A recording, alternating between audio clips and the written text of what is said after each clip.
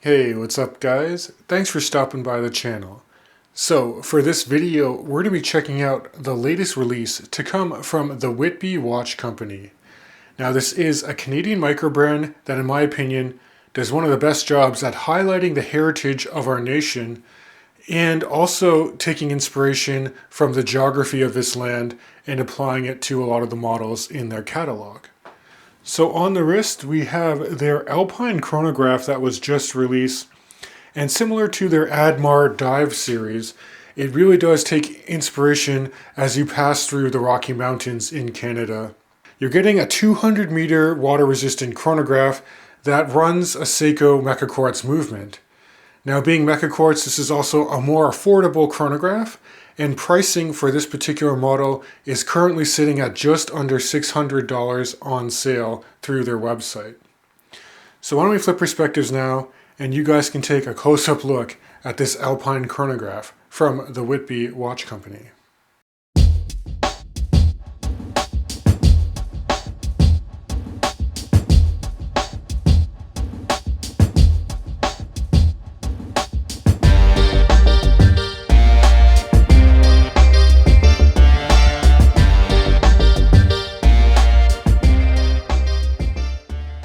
So now that we're in the studio, we can take a closer look at this Whitby Watch Company ALPINE chronograph. But before going over the specs of this watch, I really want to highlight the fact that if you purchase it, you also get a very nice Nanook 320 waterproof and shockproof case to hold your watch.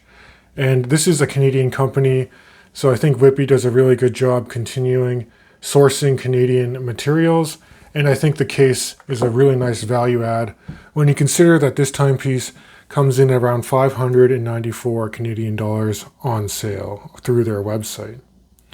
I should also mention, if you like this particular design but not a fan of this colorway, they offer a few different color options as well as a DLC coated case if you don't like just the straight 316L stainless steel case or bracelet look.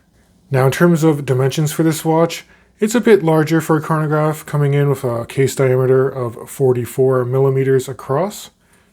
Flipping the watch over to the side here, the wingspan between my thumbs, or the lug-to-lug distance, is right around 51 millimeters.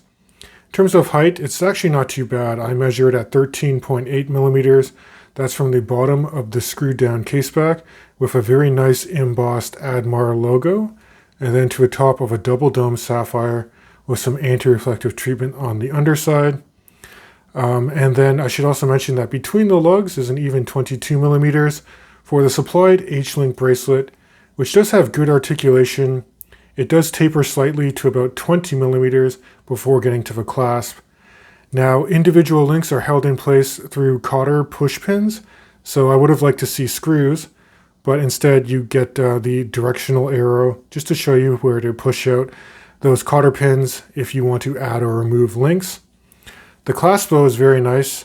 It is signed with the Whitby Watch Company W, a twin trigger releasing mechanism, nicely milled out swing arm, and because this clasp is longer, you can see on the underside you have an on-the-fly adjustment system where if you push in that button on the underside, you can actually give yourself some on-the-fly adjustment throughout your day, which only helps aid in the comfort when wearing a slightly larger chronograph. And here's a quick in-studio wrist shot just to show you how well this watch would wear on a 7.5 inch wrist size. That is 19 centimeters in circumference if you use the metric system. You can see that it stays very well planted on the wrist, and it does actually have some heft to it. These watches are built like tanks, and sized up for my wrist on the supplied bracelet is 190 grams. You can actually lighten the load a little if you swap this over to like a 22 millimeter strap. Now taking a look at the dial, we have a traditional chronograph layout with 3 separate subdials. Let's actually start it up by depressing the top pusher here. You can see that chronograph seconds hand does have a bit of a sweep to it. It does run the Seiko VK63 mecha quartz movement.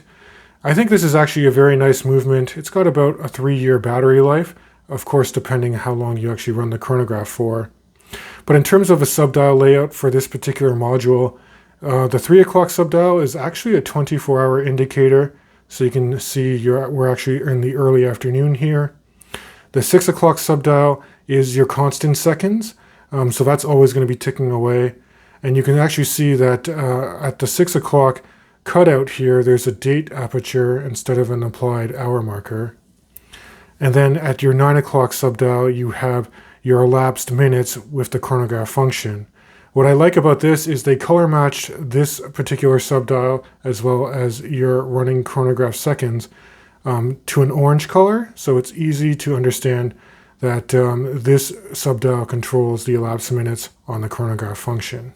Now the pushers on this chronograph are actually quite nice. You can see they're elongated pump style pushers. In the center you have your signed and screwed down crown to help with the 300 meters of water resistance. But very good action to start up and stop the chronograph. And then when you do stop and you want to reset with the lower pusher here, everything just snaps right back into place quite easily. Now in terms of some other cool features on the dial, you can see inboard of the subdials you have a bit of a wave pattern to the dial as well as an applied Whitby watch company logo. You have nice rhodium plated and applied hour markers, and also a nice chapter ring where you have your running minute track. You have every 5 seconds printed in blue, and then you have just nice orange hash marks denoting the other minutes on the dial. Now just outside of a dial, we have a very nice 120 click unidirectional diver's bezel. Nice coin edging, so it's easy to grip even with gloved hands. Let's hear the action. So got some nice crispy action to it, very positive clicks, and once it's settled back into place, there's zero backplay with really good alignment as well. Now I should also mention that this bezel insert is capped with sapphire and it's loomed, as well as having loom on the hands and the applied hour markers and some of the features of a chapter ring.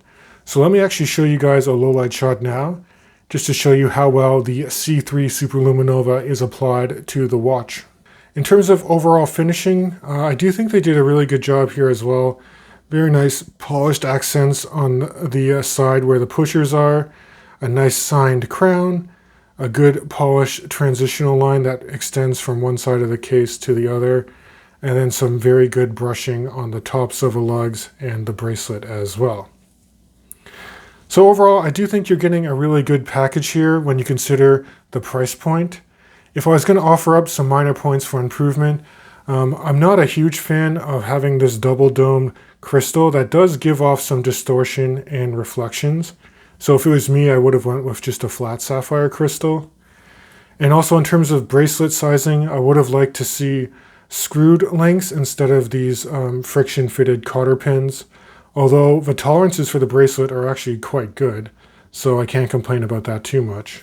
But I do really want to thank Whitby Watch Company for lending in this ALPINE chronograph for the review, and I will be sending it back once this video concludes.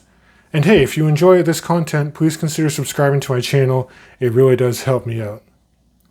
So that's going to do it for this particular video, and as always, I can't wait to catch you guys in the next one.